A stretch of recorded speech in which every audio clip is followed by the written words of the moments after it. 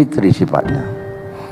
Melawan ini ya melawan kehendaknya Tuhan, dan itu sia-sia. Ini pernah dicoba, keberagaman ini pernah dicoba dengan keseragaman. Mungkin niatnya baik lah, dulu Pak Harto ingin supaya kehidupannya harmonis, cuma sayangnya niat harmonis itu kan bagus, cuma caranya yang keliru, yaitu menyeragamkan. Dikiranya kalau seragam itu harmonis, sampai nanam padi seragam, jual cengkeh seragam, bahkan ngecat omahe dhewe itu harus seragam dengan dalamnya si sultan kuning kabeh. Saya mau mengatakan, bu iya, sebelum fatwa itu ngaji dulu, gitu yang terlalu sombong saya, terlalu mengguru gitu loh. Tapi kenyataannya begitu. Hal-hal yang sepele-sepele dijadikan besar, dijadikan sesuatu yang membedakan dengan yang lain. Itu bagaimana itu? Jadi sampai menulis insya Allah saja itu gegeran. Ini tidak SY tapi SH. Penting. Sembahyang,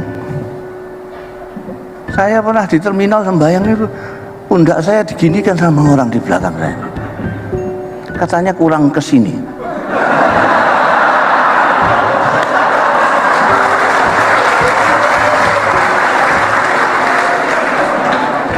Dan saya di pidato nih, saya itu ditausiai.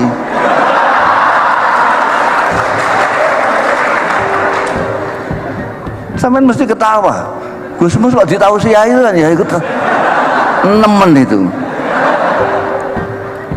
Dia bilang sampai ini kurang kesini sembayangnya tadi. Itu kan sekarang itu menurut fatwanya internet. Loh, kita ini makhluknya Gusti Allah yang paling akhir, sudah melewati hari kiamat toh. Wong kiamat tahun 2012 katanya.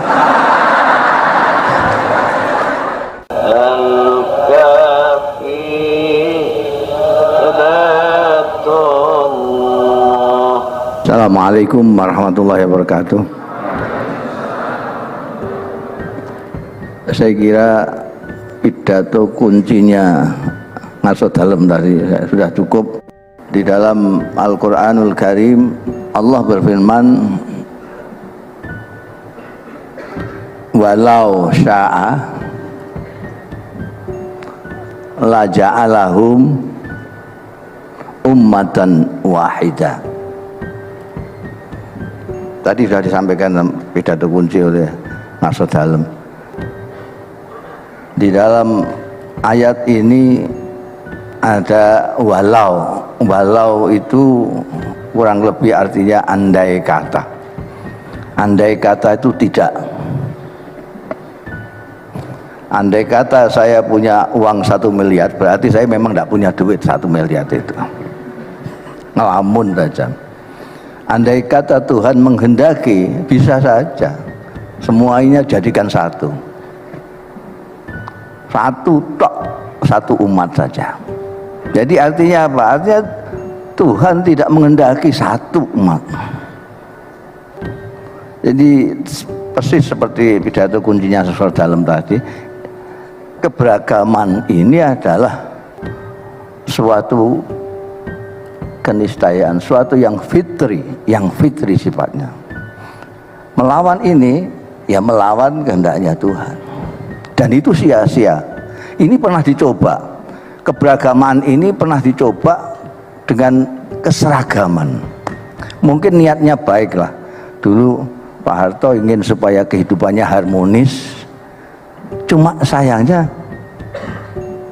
niat harmonis itu kan bagus, cuma caranya yang keliru, yaitu menyeragamkan. Dikiranya kalau seragam itu harmonis, sampai nanam padi seragam, jual cengkeh seragam, bahkan ngecat omahe dhewe itu harus seragam dengan dalamnya si sultan kuning kabeh. Karena selalu digejoh, itu selalu dicekoki dengan keseragaman. Akhirnya kita agak sulit berbeda sekarang ini. Berbeda sedikit marah, berbeda sedikit. Padahal itu kan indah sekali berbeda-beda itu. Indah sekali. Jadi kalau kita misalnya di taman terus ada bunganya kuning tok, itu kan nyempeti meripat itu. Tapi seninya itu harus merah, kuning, biru, hijau, itu segala macam itu. Tiba-tiba sebelum kita sembuh dari cara berpikir yang seragam terus itu, tiba-tiba ada yang namanya perubahan besar. Pak Harto lengser, ada perubahan, reformasi, bahasa Arabnya islah baik. Sayangnya islah itu tidak melihat yang mau diperbaiki mana dulu, yang baik mana, yang tidak baik mana, yang ini keburu euforia untuk merdeka, untuk bebas merdeka,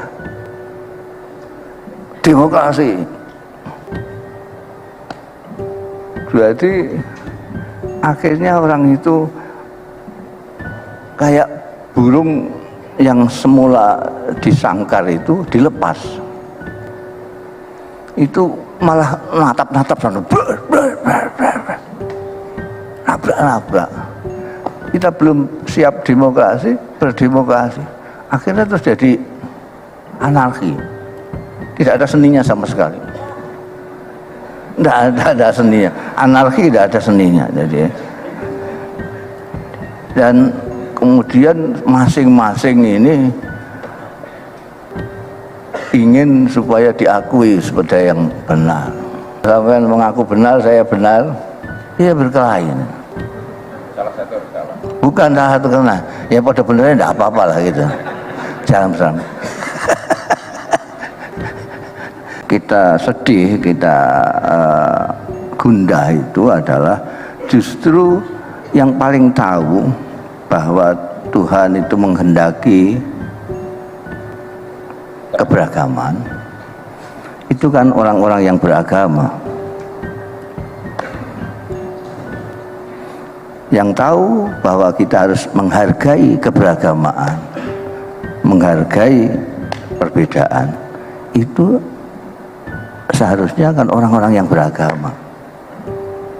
Tapi kini adanya acara-acara yang seperti ini kan baru saja. Ini acara kebangsaan, seminar kebangsaan. Terus kemarin itu di UGM acaranya juga semisal begitulah, penggalang persatuan. Yang baca Quran selalu wa'tasimu bihablillah. Ini rupanya ada orang yang resah, dan resah itu secara umum. Ini ada keresahan yang luar biasa. Karena sekarang ini, misalnya saya kemarin baca itu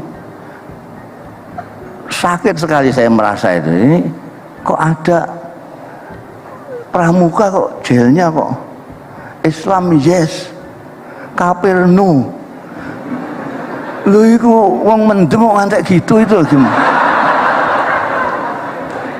Itu nyekoinya itu gimana?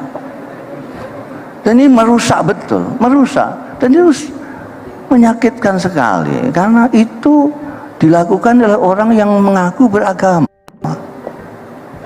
Orang yang beragama tentu tahu kalau Tuhan itu Maha Pengasih, menciptakan agama rahmatan lil alamin. Rahmatan lil alamin itu kasih sayang kepada alam semesta. Loh, kalau dengan saudara sendiri saja tidak bisa kasih sayang, itu bagaimana dengan yang lain-lain? Jadi saya mau mengatakan, Bu, iya sebelum fatwa itu ngaji dulu, gitu yang terlalu sombong saya. terlalu mengguru gitu loh. Tapi kenyataannya begitu.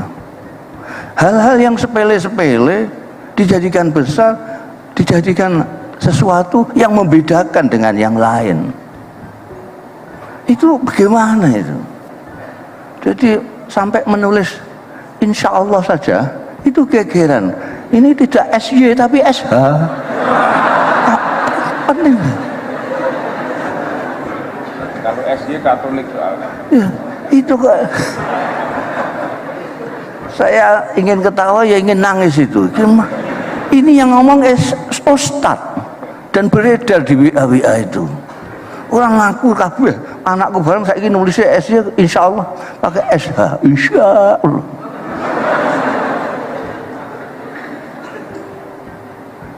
Sembahyang, saya pernah di terminal sembahyang itu pundak saya diginikan sama orang di belakang saya, katanya kurang kesini.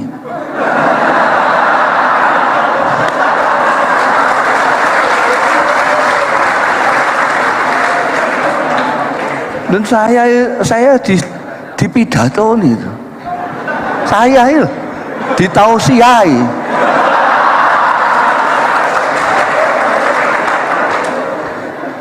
Sampai mesti ketawa. Gusmus kok ditausiai kan ya ikut nemen itu. Dia bilang sampai ini kurang kesini sembayangnya tadi. Itu kan sekarang itu menurut fatwanya internet itu sampai berpengaruh ke bawah. Persoalan yang remeh-temeh ini. Ada yang datang ke tempat saya minta restu, dia mau merubah pengimaman. Ya itu tadi karena dawuhnya internet tadi. Ini katanya sekarang harus ini. Karena ini sudah viral ini. Omongan remeh ini sudah viral. Di kampung mau merubah pengimaman, mau digempur di engsong norojok sini. Saya bilang, lah kamu kok nemen banget. Nah itu sajadahnya saja diginikan kan bisa. Itu perkara sepele-sepele gitu.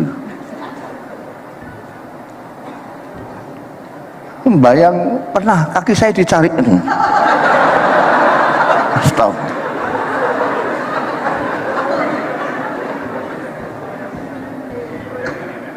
Nah, anak saya cerita juga jilbabnya di benakno kalau orang itu.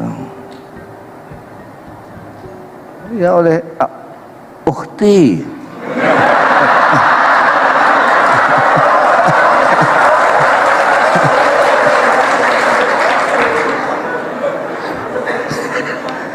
Ukhti belajar lagi yang baik ya tentang agama ya.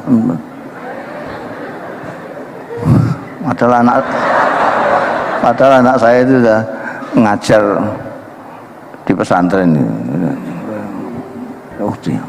Jadi bilang Kang Yu itu sudah ganti ukhti. Ini kurang syariat kalau tidak ukhti. Ini hal cilik-cilik gini ini di rumah tidak apa-apa, baguslah. Asal itu tidak dijadikan gap antara sesama saudara.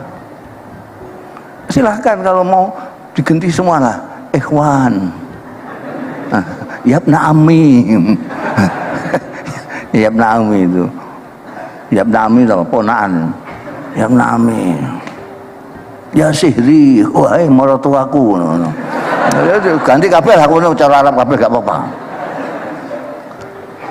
Asal tidak memecahkan persaudaraan kita. Kalau itu terus menjadi sesuatu yang menurut mereka itu istimewa dan yang lain itu tidak istimewa, itu yang merenggangkan persaudaraan kita. Kita itu saya itu ingin ketawa. Sebetulnya Gusti Allah itu sudah penso lah dapur kita itu kayak apa. Aku mau muni dapurmu kok gak enak. Saya ganti dapur kita ben halus itu. Our kitchen. Nah, kalau muni dapurmu itu kan jelek. Gusti Allah sudah ngerti dapur kita itu apa. Loh, kita ini makhluknya Gusti Allah yang paling akhir. Sudah melewati hari kiamat toh. Wong kiamat tahun 2012 katanya. Nah, ini tahun 2020. Itu makhluk yang paling akhir.